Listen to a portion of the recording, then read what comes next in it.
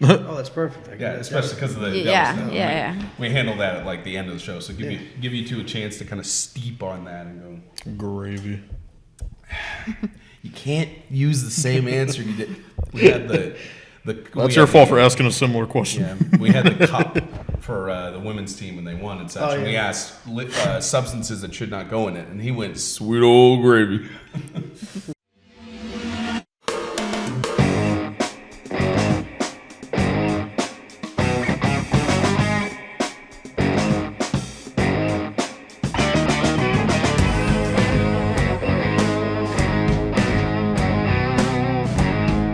Once again from Reese Pfeiffer Hall in Tuscaloosa, Alabama, the Alabama Frozen Hour is once again in full swing.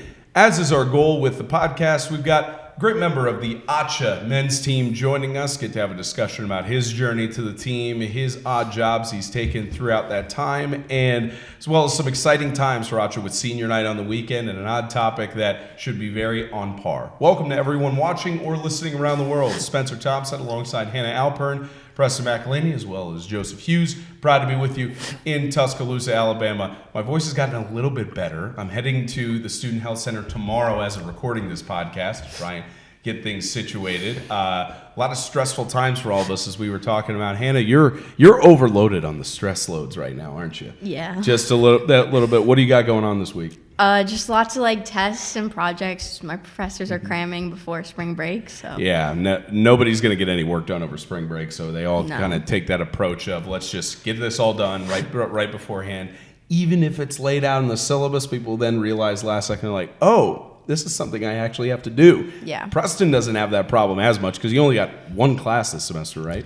Yes, I do have one class, but this week's been a little bit of a different story just because there was issues regarding a play-by-play job with a local basketball tournament. I got to head up to Jacksonville for the AAU Nationals for the women, and then on top of that, I also have just so much other stuff I'm doing right now. So it's been a doozy. Yeah, I'm in the same boat. I got a lot of assignments to do, things, everything, and I know I just told Hannah about this, but I'm making my as of recording this, it's a day before, and I'm making my Division I baseball debut this weekend. I'll be calling Bama and the North Dakota State University Series, which it's faculty weekend where they got, I think, $5 tickets for faculty and staff and everything. So should be a lot of fun to call that alongside Alan Dunn and be a part of Crimson Tide Productions again. But anyways, to the hockey side. Joseph Hughes joins us from the ACHA team as one of their stellar goaltenders. And Joe, I know we've been trying to get you on the podcast for a little bit. I know especially we all love Savannah, as we talk about all the time. And she was very much a proponent of getting you on here. The scheduling just didn't work out through the first half of the semester. But appreciate you taking the time. Looking forward to the conversation. Yeah, appreciate you guys having me. Thank you so much. So, as you know, we like to talk to people about their sort of journeys and how they've gotten to where they are here. And you have a similar case with, we had Nick Reniger on the show last week, and he is also a New York kid. So I feel like there might be some similarities on your path. But what has the journey been like for Joseph Hughes from the moment you knew you wanted to be involved in hockey to now being involved in hockey in the city where legends are made? Wow. Well, I never really thought I would have been playing hockey in the South, which I'm not gonna lie, I'm not complaining though, because you leave New Jersey for the nice weather down here. That's that's what that was my plan. I wanted to come down south for college. Weather, and then who wouldn't want to go to this school, right? So that was a no-brainer. But I was getting here. I was playing junior hockey, looking for a home. It was also during COVID, so times were tough. Yeah.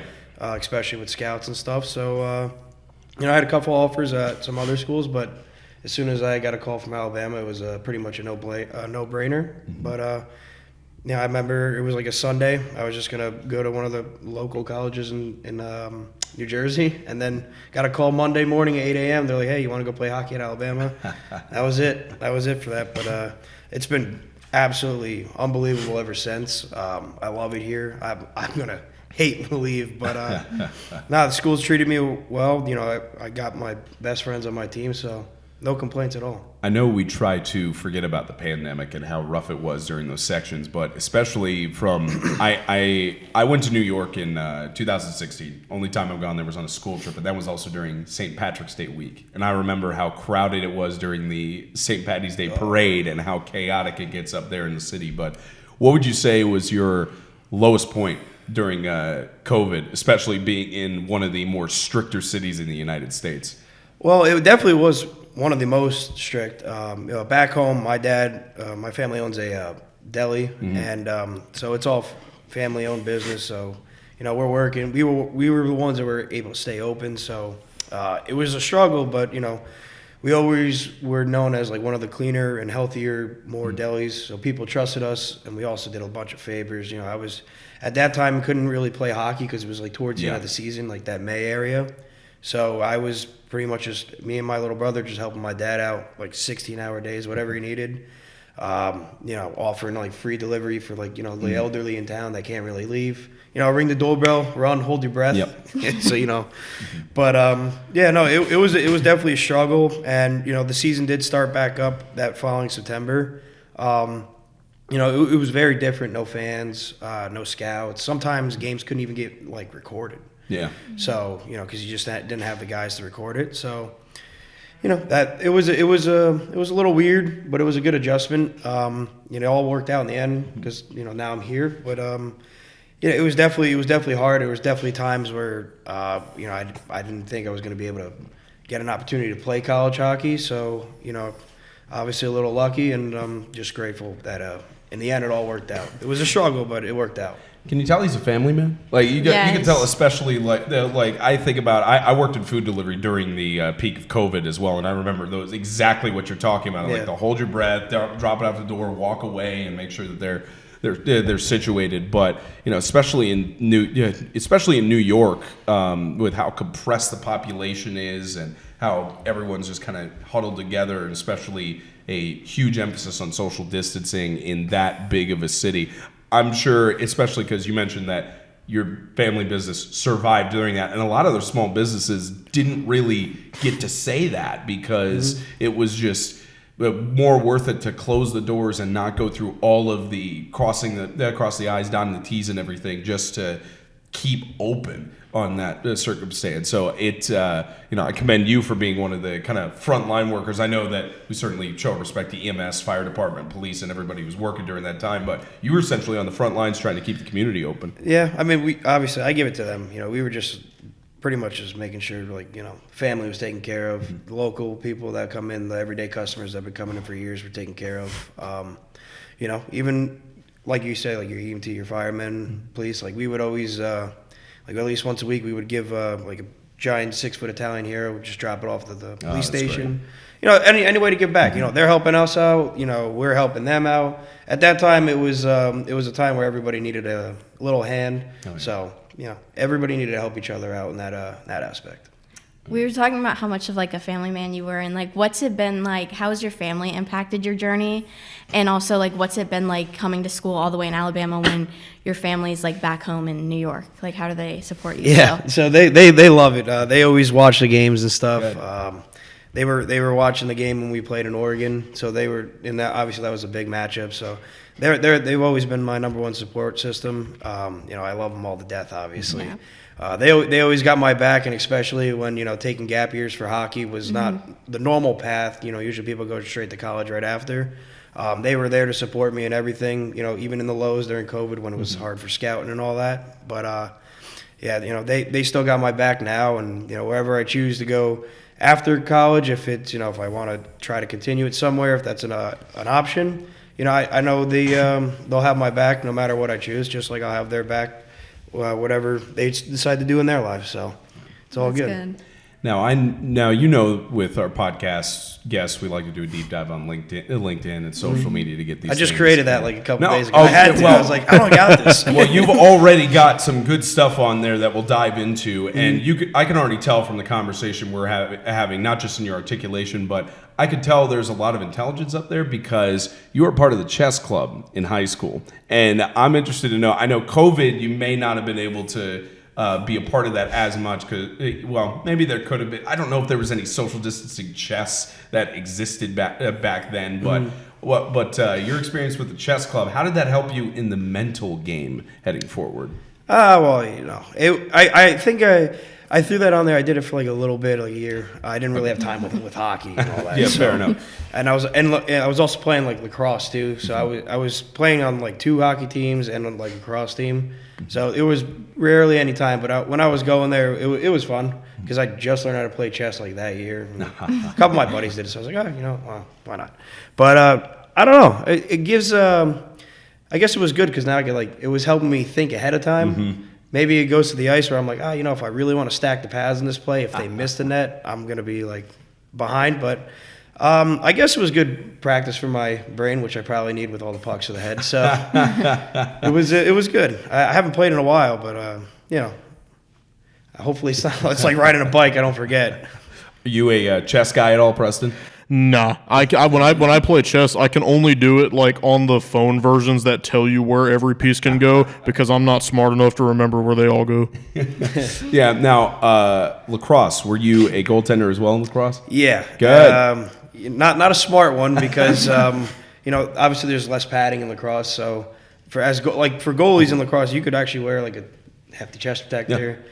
I didn't want to. I didn't really care. And I mean, maybe that's my thinking, but I literally had a Nerf chest protector that I found in the basement, a helmet, gloves, and like 3 cups, and I was good to go. So that was it. Now, shout out to a buddy of mine who's up in Canada who officiates both lacrosse and hockey. He played both in high school as well, so I think it's kind of cool to see that sort of crossover. But it's several people that I've talked to, they kind of regard lacrosse as the hockey on field. Yeah. Because it's very much, but the puck has to hurt a lot harder than the lacrosse ball. Oh yeah, that sucks. That's the worst. I have long arms too, so like my chest protector doesn't really any chest protector I get really doesn't fit right when it comes to the arm. So I always leave like every practice, every game with like bruises on. Yeah, no, there's definitely a huge difference with that, especially with the edge on the puck. Is there a moment, either lacrosse or hockey, that you remember a shot coming at you that you knew was going to hurt in the morning and it did?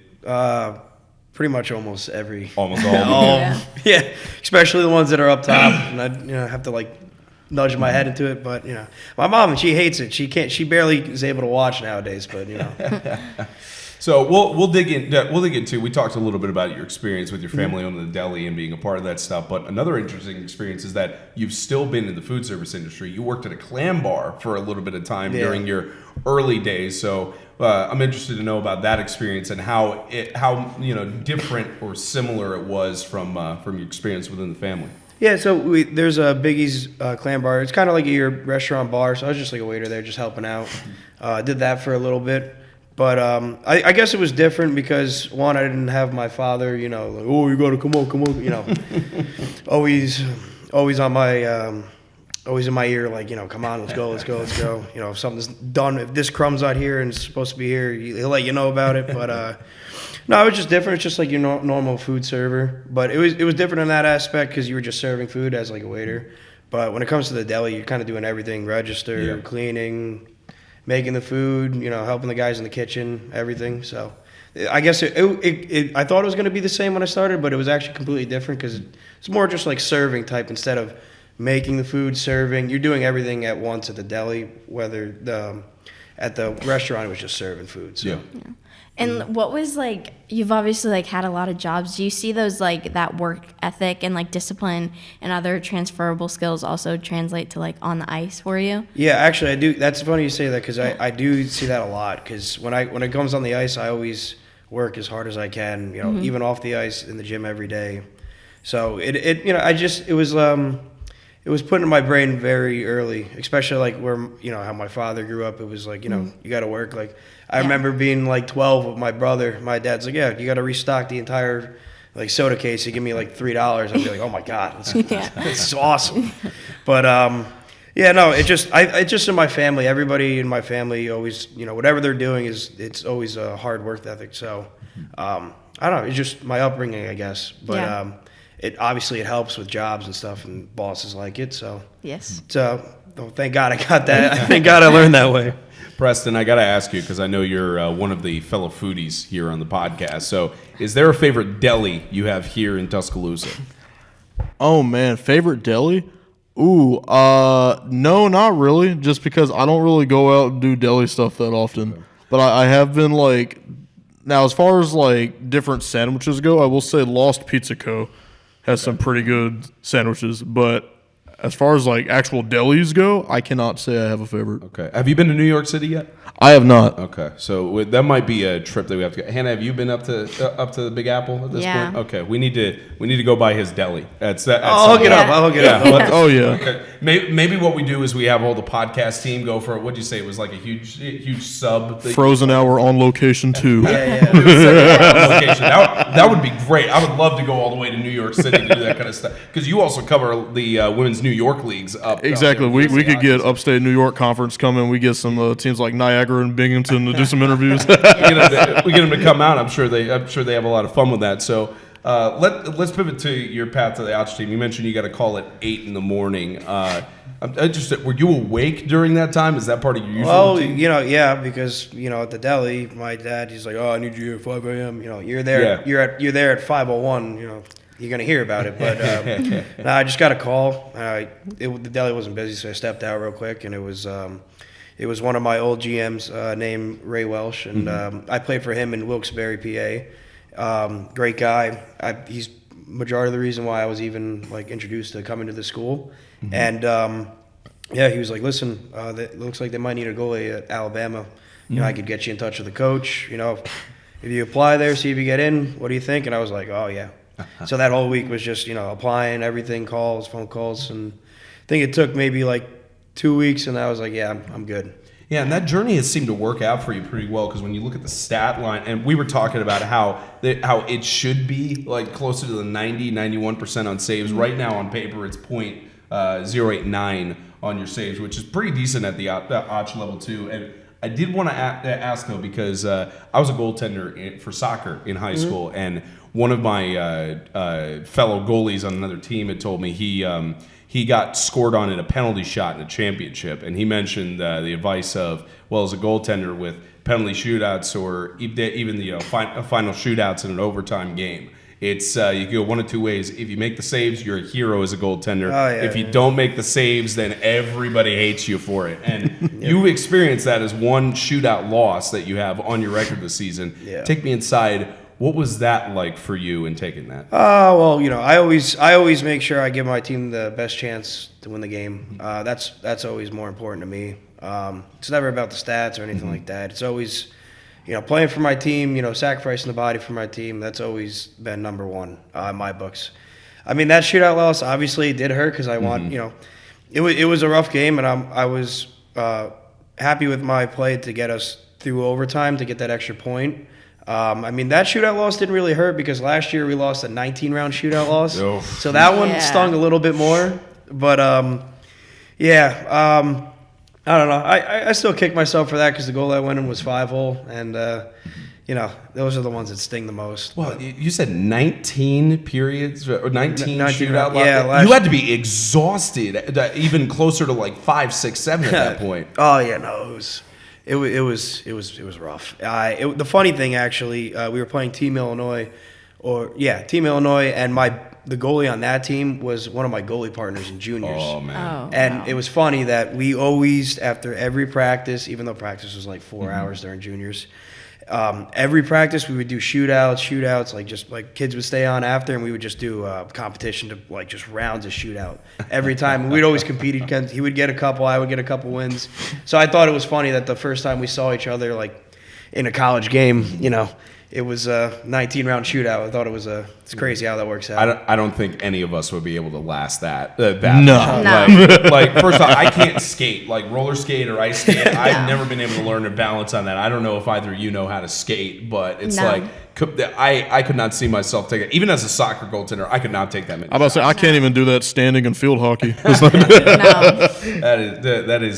one of those where you're really gripping onto the lucky puck for dear life and hoping something goes down. One interesting part that I saw about your sort of journey, especially, is that that is when in ACHA, and it is at the NCAA level at least, and it's kind of different in the AU. There's some deals that people get to make, or some sponsorships that are really impactful. But you got 2 NIL deals as a goaltender with Rod Energy and with a spa to be able to be brand ambassador. So what was that like for you in getting those calls of essentially marketing people saying that we trust you, we like what you do, and we want you to represent us? Yeah, no, it was cool. The spa came first. Actually, they both kind of came at the same time. The lightning rod energy drink that was like a week later. So the spa came out first, and they reached out. They're like, oh, you come by, like, have you ever done like recovery like this? And I was like, oh no. And I went for the first time. I was like, oh, that's nice, especially after like a 19-round shootout. that was really good. But yeah, so it's good. They're great people over there. Same thing with Lightning Rod Energy. It was just an energy drink. We talked and we were able to work something out, and I love the drink so much. Actually, it really does work, especially leg day, because I hate legs. Yeah. But yeah, it's just in this little kind of looks like a 5-hour energy, but it's in the same type bottle, quick shot, and it actually does work from like 3 to 5 hours of just energy and focus. So.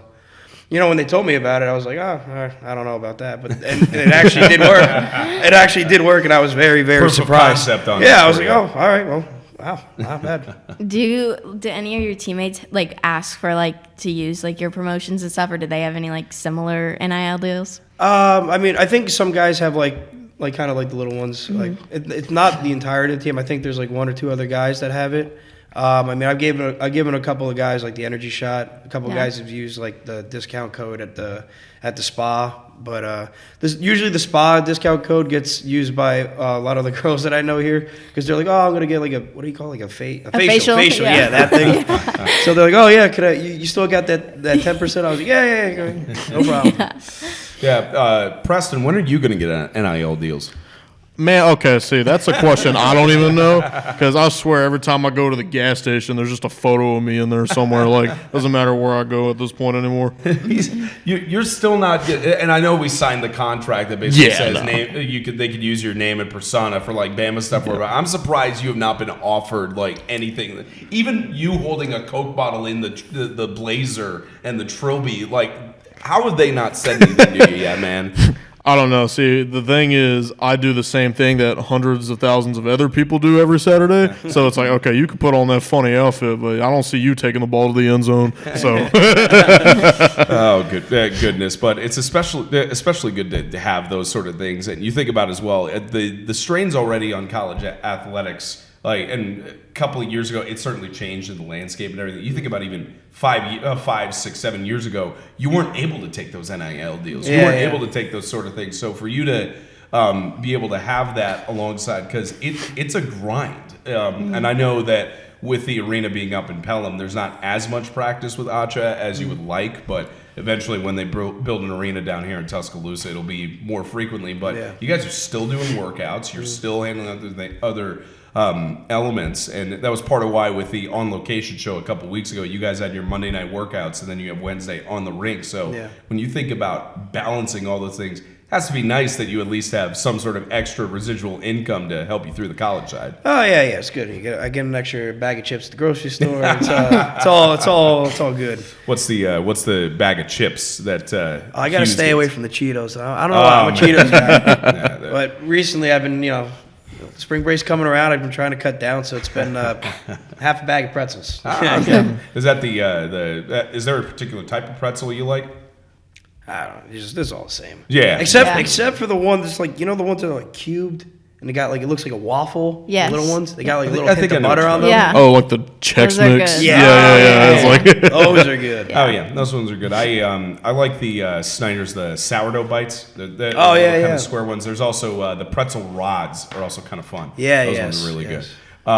So we had Coach Fairbanks as well as your general manager Will Zeke on the On Location show. Theodore Fernandez did a great job with interviewing those guys, and they were like, the season certainly is not the way that you guys have wanted it to go, but they were very praising of the team and how it was more about building processes and trying to establish stuff for the future of the team. What has that been like for you in having Coach Fairbanks as a coach? Yeah, well, first and foremost, those both of them do an absolutely great job. Will Zeke, our GM, he hooks up everything with hotel. He takes care of everything, so we barely have to worry about it. He gets us a trip itinerary at the start of the week. Everything's set up, so it helps us out, especially with everybody with classes, workouts, practice.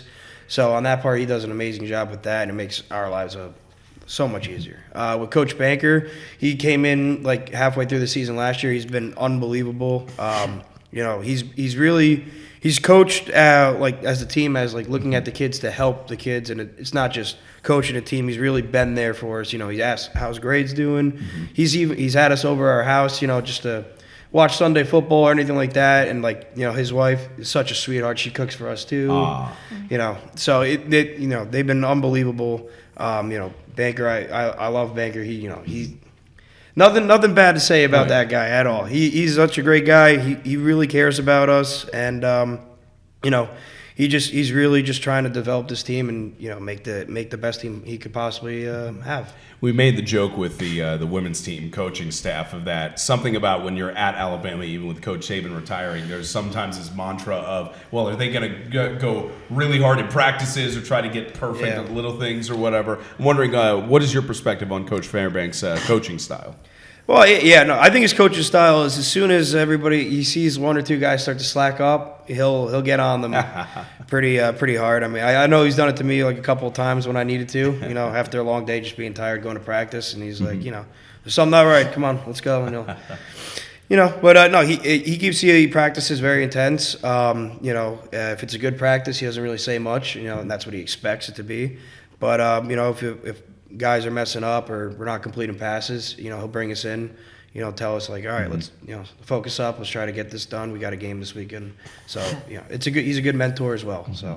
So this weekend is very special for the team, with it being senior night, and I know in both the high school and the college level, it's always a special feeling, and there's a lot of other processes that go into it to try and make sure that they honor the legacy of those who have come before, because not just in our industry, but even on the athletic side, is that we stand on the shoulders of those that have come before us. So what has the buildup been like from your perspective on seeing senior night starting to come to fruition? Oh, yeah, it's good. I mean, it's sad because, you've been playing with these guys for, for me, 3 years. And one of the seniors, Nate Byron, I actually, he wasn't on the same team I was, but he was in the same program I was when I was in juniors. So, I've known him for a while. It's it's going to be sad to see him go. It'll be a lot of jokes. I know we'll probably have some video on the jumbotron. I don't want to embarrass him too much, but I'll put a little joke in there too. But no, they've been great guys. They've been very loyal to the program. So they're definitely going to be missed. Considering they've been on the team for 3 years, been great help. I know Nate's one of the seniors. He's bailed me out a bunch of times in front of the crease, but. It's sad to go. Happy you got to play with him. What's it been like, or what is something you're gonna miss the most from their playing strategy and standpoint that you want to continue to carry on? I mean, I would say leadership. I would say, for the new rookies that are incoming, especially with the seniors that we had last year's and the years before. When I came in, the seniors really set the way that listen, it's good to have fun. Obviously, you go to a big school like Alabama, it's good to have fun, but when it comes to games and practices, it's time to lock in, focus. Right. So it's always been like that every year with the seniors. So I hope that the rookies on our team this year see that with the seniors, so when they're sophomores and eventually upperclassmen, they could lead it the same way it's always been for the past couple of years. Good. Preston, I know we've talked about how you're also walking the stage. Same with me at Coleman this spring. Has it started settling in yet? Does it feel surreal? I'm trying not to think about it too hard because I feel like once I do, I'm going to start slacking in my class because I don't want to just I'm so close and then fail. So that's what we call the good old senioritis. Yeah, I'm trying not to let that overtake me. So I feel like once we get a little closer, maybe a month out from it, I'll start thinking, oh man, like, it gets surreal and such. I'm on kind of the same boat because there's still a lot of stuff you have to do between now and when you walk the stage. But once you walk that stage, it should feel surreal. yeah, and it does, like, I'm taking a little extra time to get my bachelor's, but man, it does not feel like I've been here half a decade. Wow. I don't like saying that. Yeah, that feels weird. 5 years, golly. Yeah. I'm scared to graduate. I don't know. I love this place so much. Real world. Yeah, it's got to be one of those three. Because you even mentioned that, and we had the same thing with Nick. He said there's just something different about the South compared to the place he's been up north and living. There's a lot of like everybody's nice. If you bump into somebody on the side of the road, it's like, oh, I'm so sorry. You do it in New York. Yeah, no. Yeah. Not in UK. Is there? Do you miss the public transit system? No. In the South, not at all. Oh wait, in the South? Yeah, in the like in terms of, do you miss like the subway or having ease of access to most things here in the South? No. No, that's good. That's always sketchy and. We just got the one Amtrak. That's it. One Amtrak. They've got the Crimson Ride and like whatever is it the Tuscaloosa trolley? I've seen those around. Yeah, That's just the Crimson Ride, but with a different vehicle. Yeah, pretty much. Now, when I went to New York, I enjoyed the subway. Now, granted, I drove during the day because I know that there's a lot of stories about at nighttime it can be sketchy. You never know who you're going to run into, and especially over the last couple of years, like during the pandemic times when there was not many there. Like, I enjoyed it. I liked being able to drive around such, but I know a lot of locals don't enjoy that much. Yeah, it's good for 3 days, but when you do it every day, Yeah, it gets a little bit iffy. How long was your commute from where you lived in New York to the deli? Well, I actually live like pretty much on the border of like New Jersey and New York, so it's the same thing. But I go to the city if I have go see a Rangers game or something, or my mom wants to go see the Christmas tree, which is always like ginormous mess. But mom it'll make her happy. Oh yeah. But now I gotta ask, because especially being in New York and being a hockey fan, I'm sure you watch the NHL a lot. Oh yeah. Did you like the Four Nations face-off? I didn't like the outcome. Sure. You can't leave the best guy in the slot wide open. If I was Hellebuck, I'd be like, oh god. Yeah. But no, I thought it was really cool. Obviously it was like one of like something new. I think it brought a lot of eyes. Yes. Because I know a lot of people, like even down here, were like watching it and stuff, and I know like it was like one of their highest ratings for like a hockey game in a while. It's like 9.3 million. Yeah, something like that. It was from like ESPN. It was like the highest since 1980, I think they said. Yeah. Is what it was. Yeah.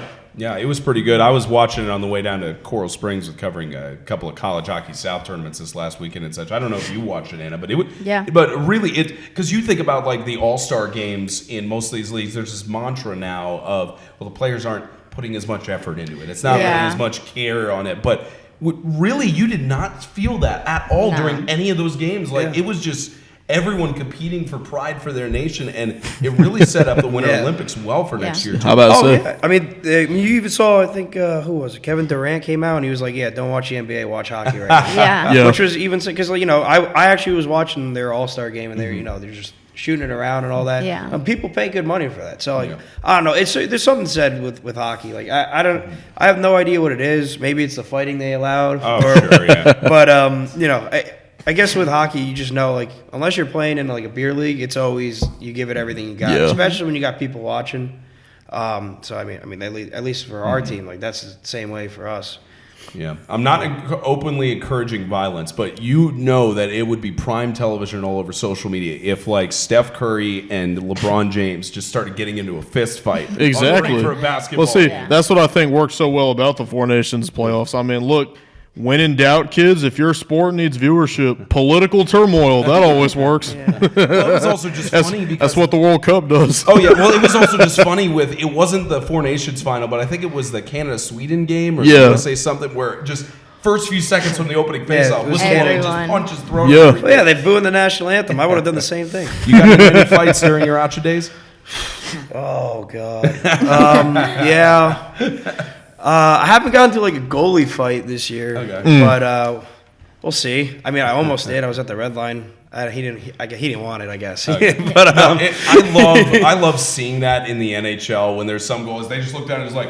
That's what I was doing. I was, the game was already over. There was a fight in the corner. He was just staring at me. I'm like, either take a picture or let's go. I mean, take a picture. But I mean, this year did I get a? Oh yeah, when we were in Illinois, we had like a little showcase. I don't know. The one guy gave one of our kids, Parks Wallace, a concussion. Oh. Yeah. So and then he wasn't pretty nice about it either. So he came at the crease and he ran me, and then it was like 2 seconds left, and like he ran me, jabbed, a little trash talk, and I was like, you know what, this is the same kid. I looked at the sleeve, saw the number, I was like, all right, drop my glove right in the nose. Yeah, and that's that's a part of the camaraderie that you see in hockey, and I find very few people who disagree with this claim of that. I believe ice hockey athletes are the most athletic people in the world, because especially with now you're not skating up and down the ice as a goaltender, but you still have to be ready and just as fit as the other guys that you're talking to. But you have these guys who are just skating up and down the ice for 2 minutes, sometimes 3 minutes straight at a time, and having to make these mental decisions, weave the puck around, and set up plays, and even worse on a power play when you're having to just defend in the diamond. But it's I love the camaraderie too. Like I saw this past weekend. I can't remember which game it was, but there was a player who got checked into the boards, and it may have. I think it was called for a penalty. Like it was a little bit more on the dirty side, and guy's goaltender stuck up for him, punched the guy. Oh yeah. Went up and such. And it reminded me of what you were talking about in terms of that camaraderie, because you see your guy go down, because all your guys would do the same for you if anyone tried to do it. Oh yeah, and they usually it's like you touch the goalie, then it gets ugly. Oh yeah. But for me, like my style of play, it's like there's a fine line. Like I got to focus on I always tell my team, I'm like, listen, if I get hit and it's bad, I'll get up. I'm used to it. Which, I mean, it hurts. You don't get used to that, but I'll get up. Like we'll take the power play. Just don't retaliate. Yeah. So that's also being there for the team, sacrificing the body. But there's sometimes in the games where I'll know I'm the only guy on the ice that saw like a cheap shot or anything. Then it's like, all right, you know what? I gotta do something about this. Yeah. Absolutely. So, all right, we're on the odd topic portion. So we've talked about the deli side of Joseph Hughes, and Preston alluded to this a little bit, but we'll get more in depth. So it's a mixture of kind of a question partner, but we'll start out with the first one. So favorite sandwich for everybody, and I guess we'll start with Preston. Man, okay, so there's two types of sandwiches I love, that being, meatball marinara. Oh, yeah. And I love, Buffalo Ranch sandwiches. That might be, I don't know if that's a hot take. I don't know how popular those are, but, man, I love some Buffalo Ranch. Does it matter on the protein on those, like chicken or beef or anything else? Nah. No, I'm just hungry. I eat. Do I look like I care about what I put in my body? That's completely fair. Hannah? I would say I'm so basic. It's just like turkey and provolone. Okay. Like very minimal. Yeah, she comes to the deli. That's nice. Quick Yeah, and easy. Yeah. Quick and easy. What about you, Joe? Oh, I mean, I know it's hard to choose because you've got, from your days at the deli, you've got so many combinations you can choose from over the years. I mean, when I want to keep it healthy, Caesar wrap, like grilled chicken Caesar wrap, which is all right, if it's a cold sandwich, like a nice roast beef, like provolone lettuce, mayo, that's good. I always make that, and especially at the deli, I'll throw like a pound of roast beef on. It's good. I could never really get into cold sandwiches that much. Like, I don't know. Warmer's definitely better. Yeah, I don't know what it is. Like, Jimmy John's has some good sandwiches, not as good as a local deli, certainly, but that's the only qualm I've had with them, is that they don't have hot sandwiches, which is why they're so quick on their delivery and getting the sandwiches done. But I'm on the same boat as you, Preston. Meatball marinara is good. A good steak and cheese is also really good, either with provolone or Swiss. This Philly cheesesteak. Yeah. Oh yeah. Philly cheesesteak is also good. I should have added that. It's what's the other one I'm thinking?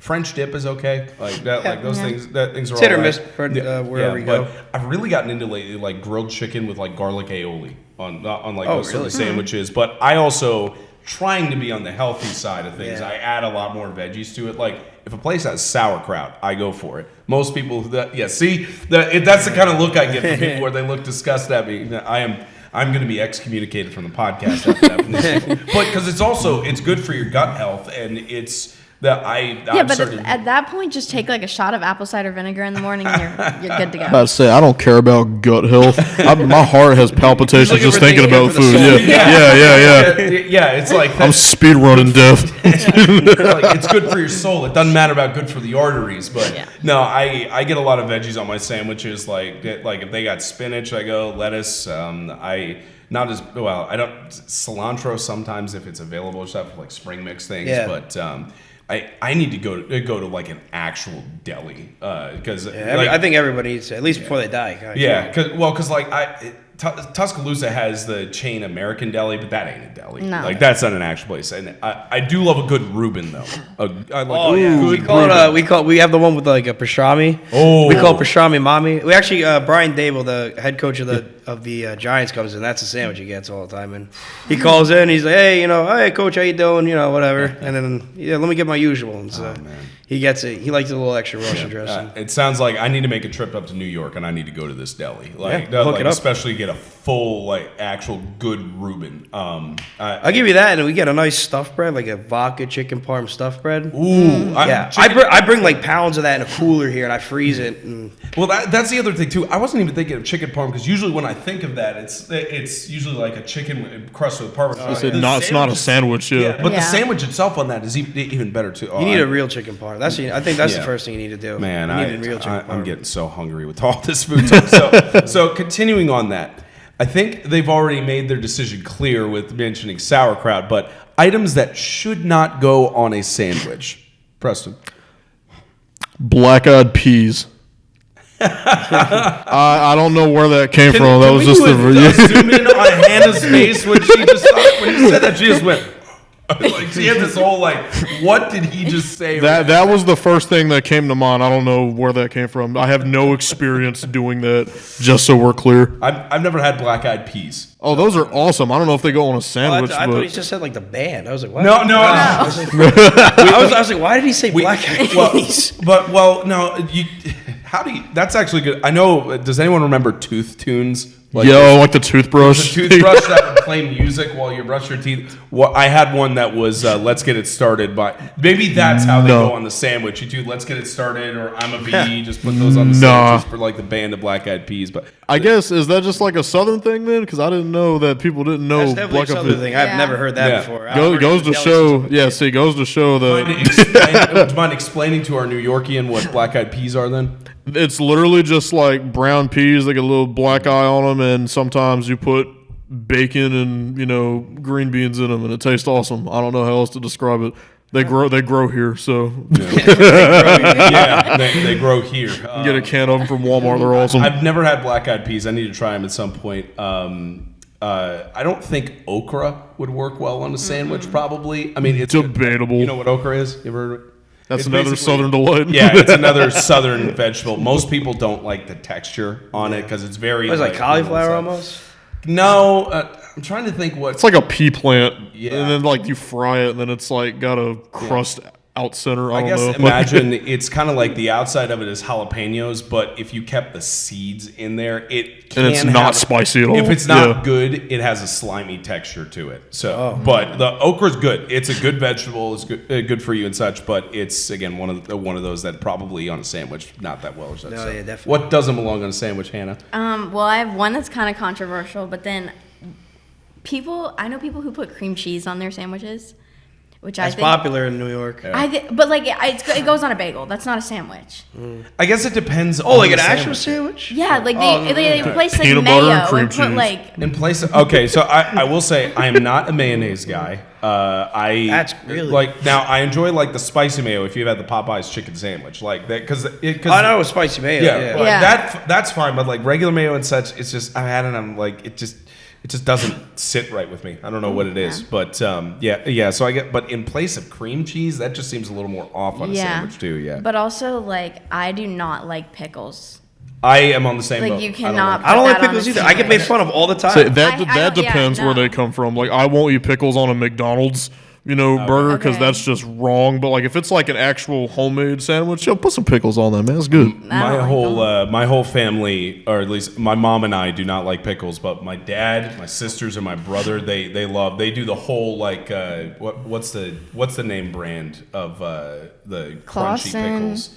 Is it no? The green jar. Yeah, the green jar. They would straight up eat pickles and like crunch them out of the jar and Them everything. kosher I'm not- pickles. Yeah, I'm not that guy. And also, I just don't like the pickle taste. yeah, I don't either. Even if I take it off my sandwich, I bite into it, I'm like, it's just depressing. I'm like, dude. Yeah. which is weird too, because I like sea salt and vinegar chips. Like I like Yeah. I like vinegar, but not at the level of pickle. I think there's a difference. So, in that. yeah, Yeah. I mean they do steep in vinegar and such, but it's just something about the pickle mixture with it. I'm actually kind of picky for having like a deli. Like people always say they're like, oh, you don't. I'm like, no, I don't eat that. They're like, why? Like I'm around it. I mean, I know how to make it good, but that's about it. Any of remember the chicken sandwich wars? I never pickle slices on them. Like never. It just doesn't make any sense to me. Which is like the McDonald's chicken sandwich is really good. It doesn't have pickles by default. They got a thing in Long Island. I think like instead of like a bread like a Hero, they have like giant pickles, and like what the bread is pickled. And you biting into like a that's so giant pickle. gross. My And people sister get like would love that. your turkey provolone. Imagine that on a pickle. I was like, they're like, oh, do you want to start selling it at your deli? I was like, no, I'm good. No. I'm good. Yeah. Some pickle pizza. Yeah.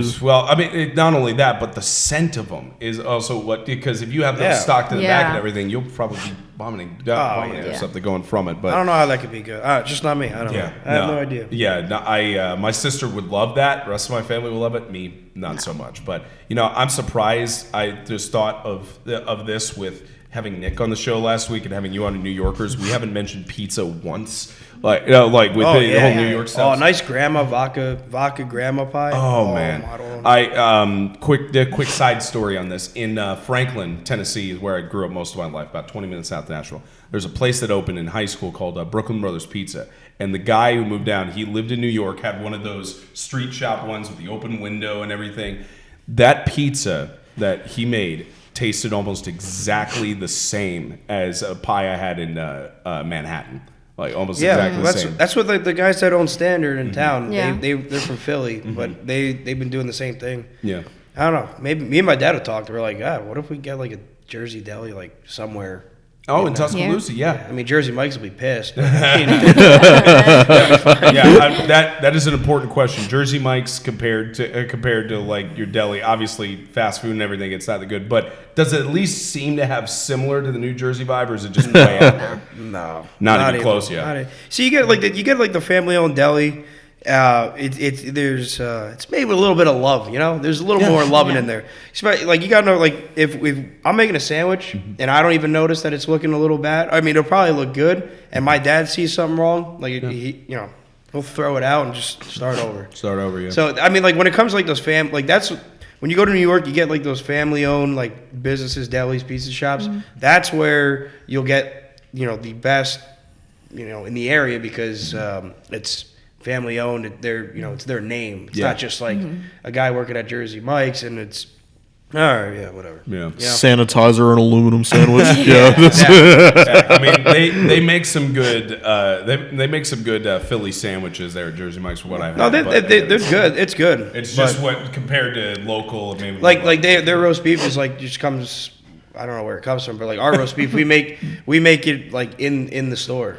Like in the kitchen. So like it's seasoned and everything. We get it like raw, we cook it, whatever. It takes about like 4 hours, whatever. It always makes me laugh when these restaurants try to market themselves on like fresh things. They're like, "Hey, we now freshly slice our deli meats in the store." I'm like, there are local delis who've been doing this for years. Yeah. Like all they had to do was just go down the street and go to these local places or anything that actually do it a lot better, and you actually know where the meat comes from. Slightly off topic, but this reminds me of something I saw a while back, and it was like a post from McDonald's on Twitter. And it was like, "Hey everyone, McDonald's is now using 100% real beef," and all the comments were like, "What were you using before?" Yeah.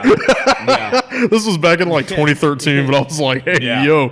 Yeah, I know they're now doing like they're doing fresh cooked when you order for like the quarter pounders. Yeah, like certain stuff of their beef. I don't know why it's never like fresh. Like for us, it's like everything's fresh. So like people are like, "Oh, is this today's?" Yesterday's. I'm like, "It's today's." Fresh equals hot. Yeah. Yeah. I think it's too many people have watched Gordon Ramsay's Kitchen Nightmares and thought there's those stupid people who don't realize that soup of the day means a fresh soup every single day, not Yeah. just the soup you have for the day. Yeah, it's not soup of the last week. It's soup of like I made it this morning. Man. But actually, that's funny you bring that up. I mean, the Gordon Ramsay. That's how I feel like when it's like lunch hour and like a lot of people are in and out of the deli, and like I'm working as fast as I can. I got 18 orders.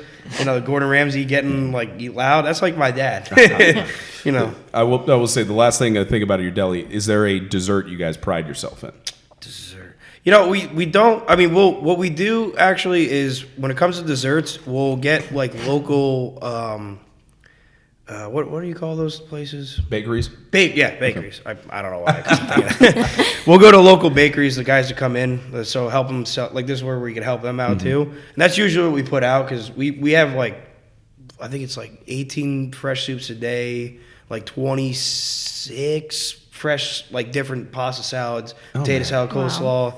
There's always like hot specials. So there's so much like actual food. They don't really focus on the dessert. I mean, sometimes we'll do it, you know, every now and then, make the holidays and stuff.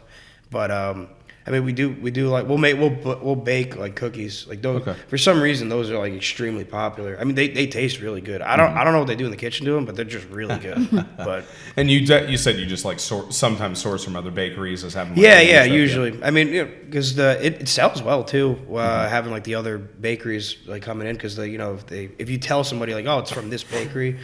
And it's in the area, more than likely they've been there and like they're already stopping by. They might as well pick it up. We are taking a road trip to New York at some point. I don't know. I don't know when or how. Road trip, or we're flying up there. I was about to say a road trip. Hold on, we're driving all the way to New York. Memorial Day weekend, you have some fun. Yeah, no, I say road trip. 6-day drive. Yeah, well, no, I just drove back from Coral Springs, so that's why I'm still in the mindset of like driving place. But yeah, we're going to New York at some point. We're going to this deli. If he doesn't bring a frozen thing of it sooner to AAU Nationals or somewhere along those lines. But wow, that all just sounds so good. But Joe, thank you for carving out the time to join us. I appreciate you guys having me. Thank you so much. A lot of fun. I learned more about New York and about the hockey scene, and I already knew ACHA was on the right track and doing other things. And I know from the interactions I've had with Coach Fairbanks, it's a bright future for the program as well. And certainly, no, it'll be emotional, but I know it's going to be a great send off for the seniors this weekend, and sure it'll be a lot of fun in Pelham this weekend for you all. Yeah, we hope so. We hope so. Yeah. Any final thoughts, Hannah, Preston, before we send this off? Preston, he's got that smart. No. He'll save it for another time. That's going to do it for this week's episode of the Frozen Hour. We're going to be off for the next 2 weeks with spring break and other responsibilities being around the corner, and we will resume with another guest on, probably recaps and things going on at AAU Nationals, and we will get regrouped from there. Joseph Hughes, for Hannah Alpern, Preston McAlhany, our producer, Andy Sukalis, all the hardworking men and women that make this run so smoothly. I'm Spencer Tomsett saying so long from Reese Fry for all. Another episode of the Alabama Frozen Hour has concluded.